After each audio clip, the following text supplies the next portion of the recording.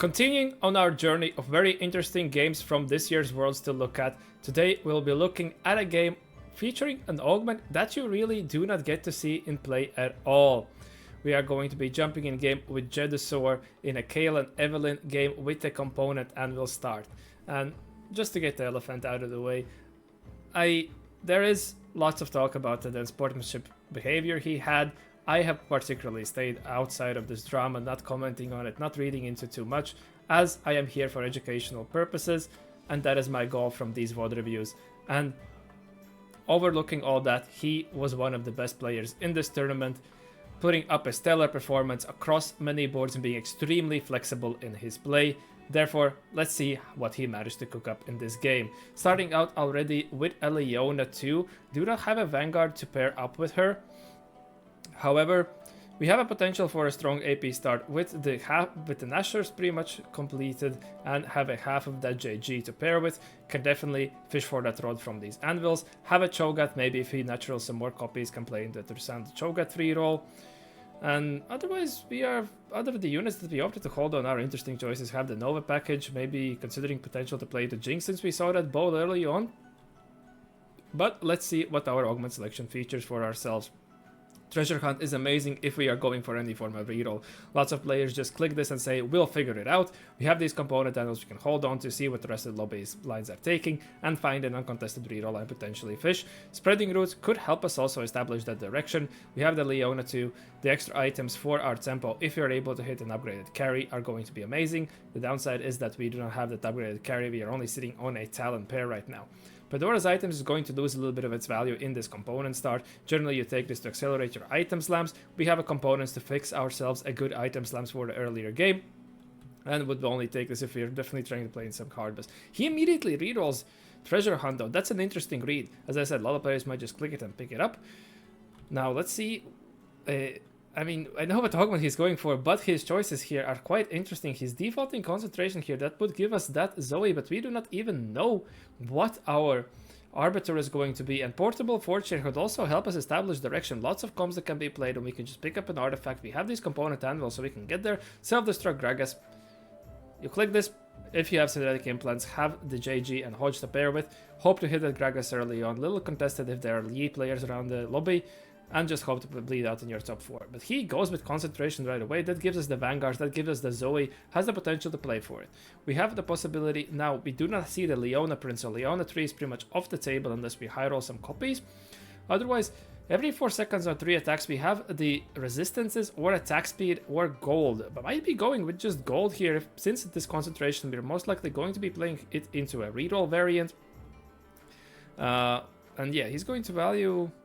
if you reroll last phase, has some strong combat options if you have them offered for you, but instead we're going to be having this just gain gold from every 4 seconds. He's going to say that that's the strongest option. Immediately going with Morello's and JG instead of making that Nashor's Tooth. We're going to be receiving lots of mana gen from our conduits already. We're going to be playing in critical conduits, so getting raw AP on them is going to be a lot of value. Opening to make 10 and hold onto these Vanguards right away, as we're going to be able to string together a decent board through that. And let's see if he maps out. Some variants throw up to play into MF for potential to use these AD items, but he does not even slot her in at all. He's immediately slotting in that full AP version there with the Victor, with the Aurelion Soul. Aurelion Soul is the true shining star. If you're able to get to an itemized Aurelion Soul, he can do a lot of damage with his beam right there in that unmech'd form, and we're hoping that we're able to tempo off here. Now this is against this Veigar. The Zoe does get ult off in the last second, but it's not enough time. The Veigar falls down, and we are the radar rains down on us, and we're going to be picking up a loss. Whenever we are playing around these weaker augments, we're definitely looking for any chance we can possibly tempo, but it seems there's a booster pack. There's a birthday reunion player. We queued it at him. There's another birthday reunion that's fully open. Another hustler player. I talked about this augment that I do not see it a lot, but it seems that the eastern side of the region values this augment as a potential for a tempo quite a lot. You can see how he's holding his bench.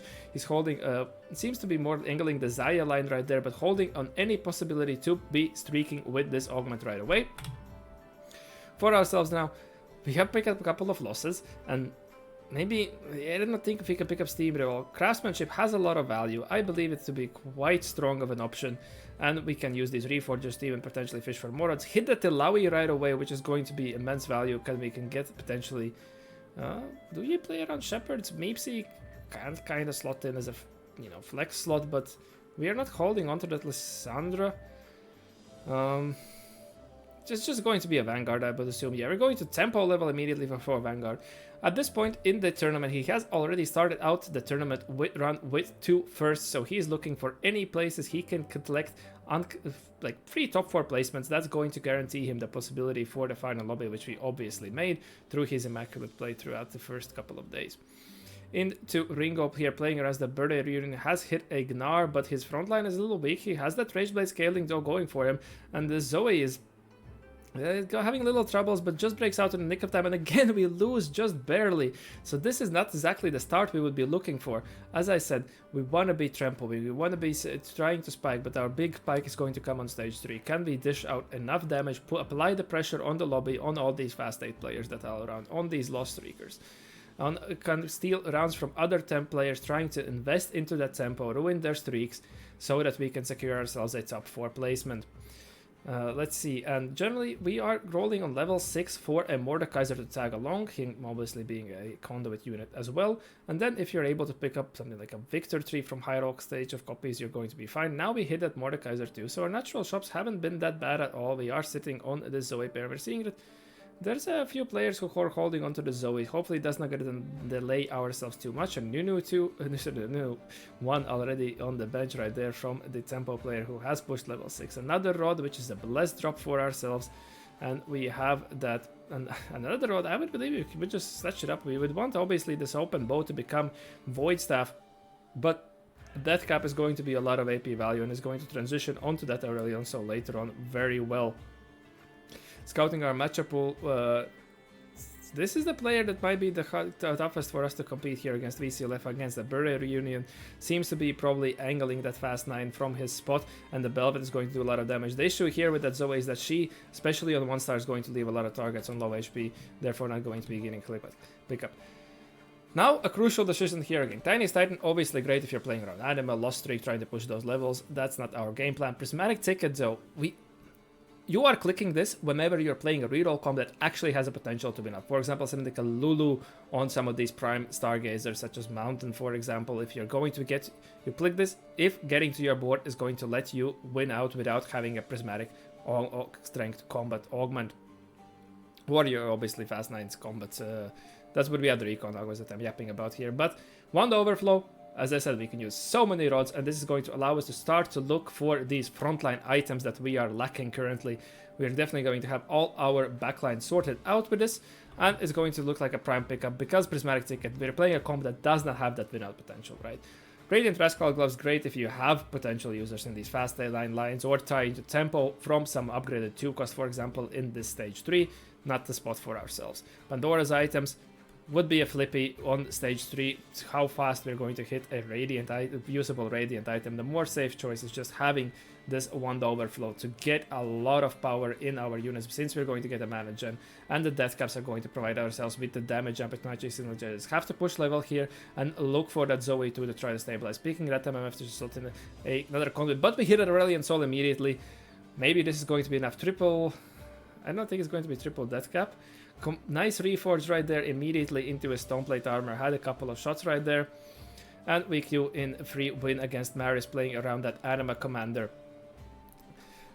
Sitting that Aurelion has saved us a little bit here, not having to dig super deep for the Zoe 2, as she just does not seem to be coming home. Are we going to hold on to this copy of Mordekaiser? We have that Ilawe 2, which is going to be quite stable for the rest of the stage, but I think our plan is still chasing that Mordekaiser 3 at some form degree of capacity, scouting the lobby, seeing that this is going to still be stable enough. We do not need to be rolling. This is what separates good 8 reroll players from just your average Joe pressing the D.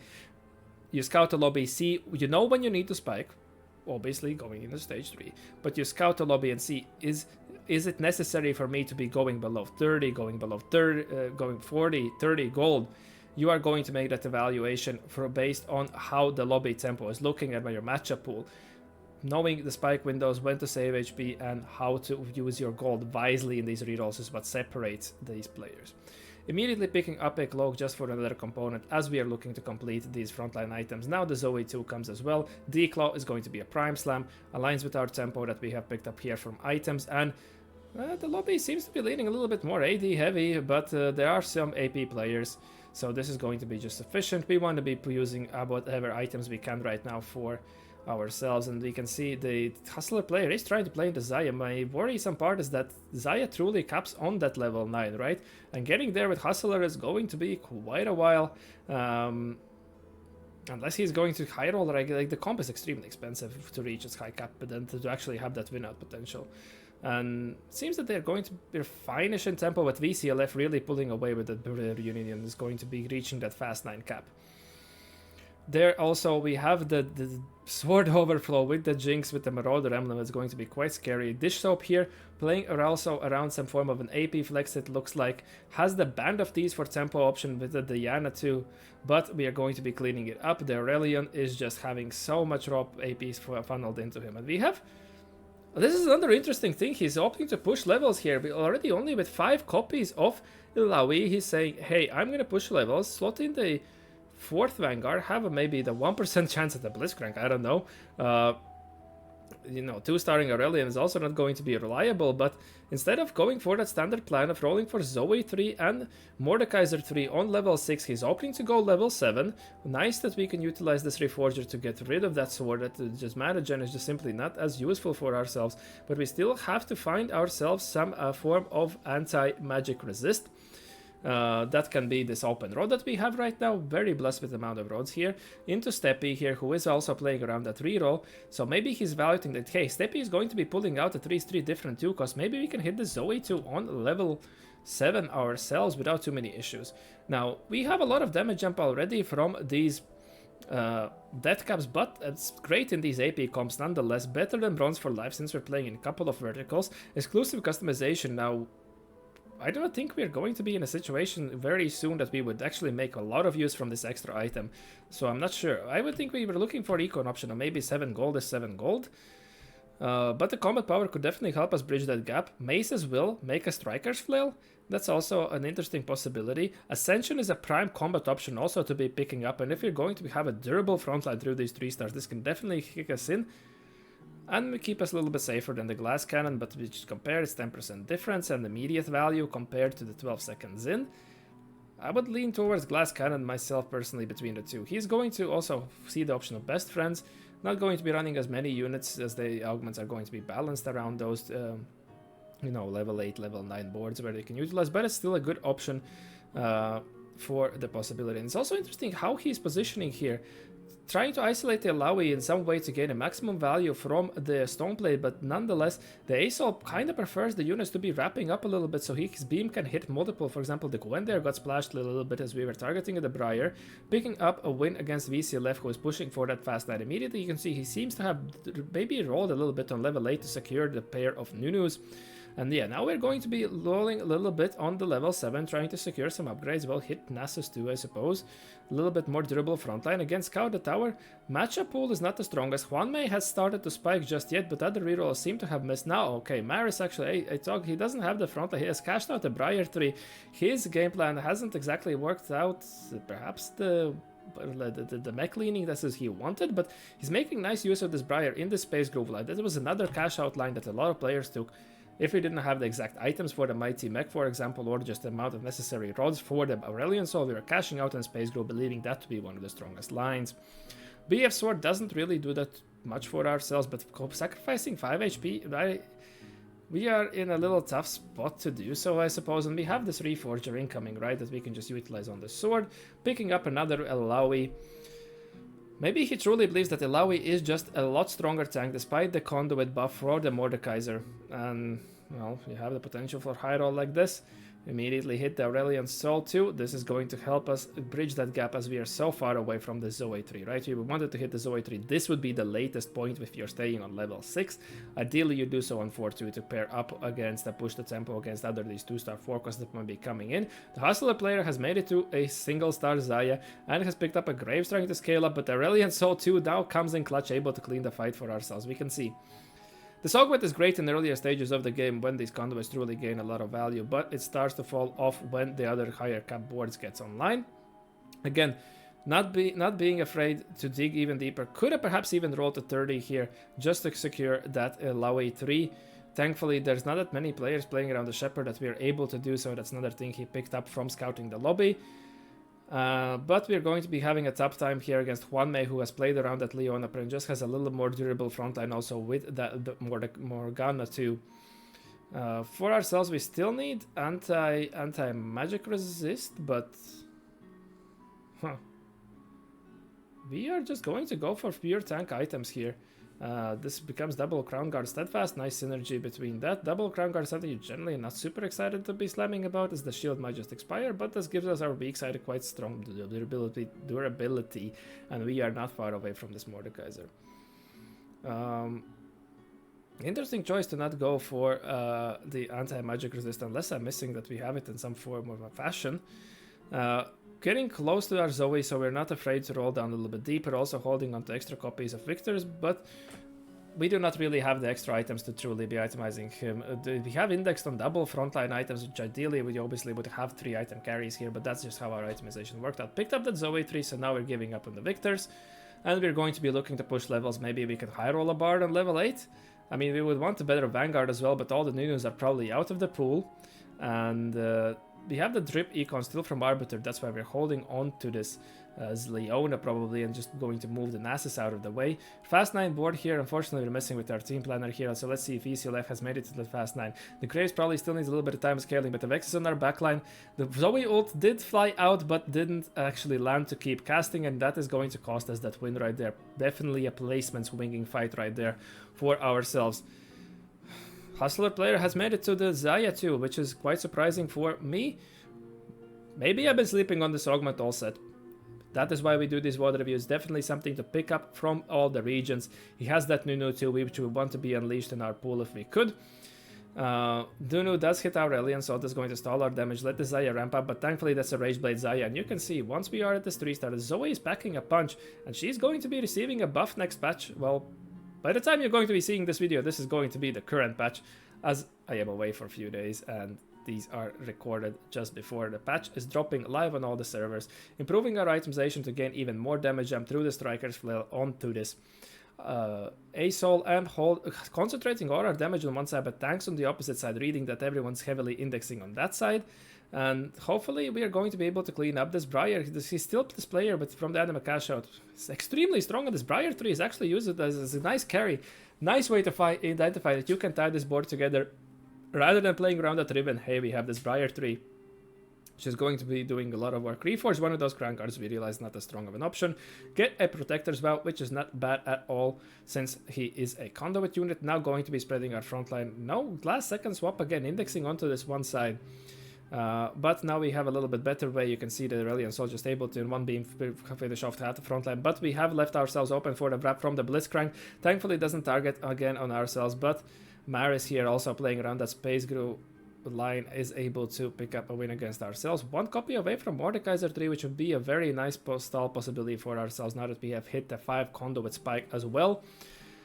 Hopefully the HP, hopefully Maris is able to go out, or we are going to be able to pick up a win against Doime, as it looks like the VCLF from his extreme early game tempo is going to be able to close the game out with his Fast 9 board. Have a Nunu, thankfully at least one that's going to allow us to pick up this Blitzcrank, hit a Bard, improving our itemization again with that Protector, with that Warmogs, and get the Protector's Vow on the Nunu against the Zaya. So this is probably a fight for our life here, or unless Maris is going as VC left, so he's probably going fourth, so this should secure us a third. Maybe we can pick up a win here. Nicely able to pick up a win. He has made it to that level 9 though. He saw he's going to be capping very high as well, and Maris seems to have won against VCLF. this cash out, he has turned his game around quite nicely. We're able to go against the Fast 9 board, and the Graves definitely should have scaled quite a lot. It also has the Blitzcrank too. Very nicely played around the cash out into the Space Groove Lad. You can see why it was indexed so heavily, but now we are against the Fast 9 from BCLF. The Ununu does hit our backline, unfortunately, of our carries, does stall long enough, and that might have been the exact diff, but we remain live at Sliver of Health and secure ourselves at 3rd place. But are we able to go against Maris right now? Bard pair is not going to do anything for ourselves, so SCLF pushing level. Going for the Hail Mary, but does not pay off. Going for another Reforge, just to see if we can get more damage items, identifying that, hey, 1 tank at 3 items is going to be sufficient. Did not get to move the Alawi in time, so now we are exposed to potentially be wrapped by this Blitzcrank, by the Shen, and that is how we're going to unfortunately lose the fight and not even clean up that many units that we could be potentially playing for a diff. But Maris is winning against the Fast 9 board nonetheless. Another spectacular performance by Jedusor at this year's Worlds, showing how sometimes whenever you just play around these uncontested weaker lines, you're still able to secure good placements and gain that LP or tournament points in the process, neatly identifying that we can go for the Silawi tree rather than just sitting on level 6, and that allowed us to high roll that Aurelian Soul too, which helped us stabilize immensely as we were quite far away from the Zoe tree, heavily indexing on these rods, fully making use of the conduit mana generation, and then meticulously positioning around trying to secure all the potential kills we could in every single fight. And do not sleep on this augment, as Zoe has received buffs, and potentially it could be a fun way to refresh your experience in these later stages of the set. I would like to thank you for watching, I hope that you learned something new, and I wish to see you in the next one. Have a good one.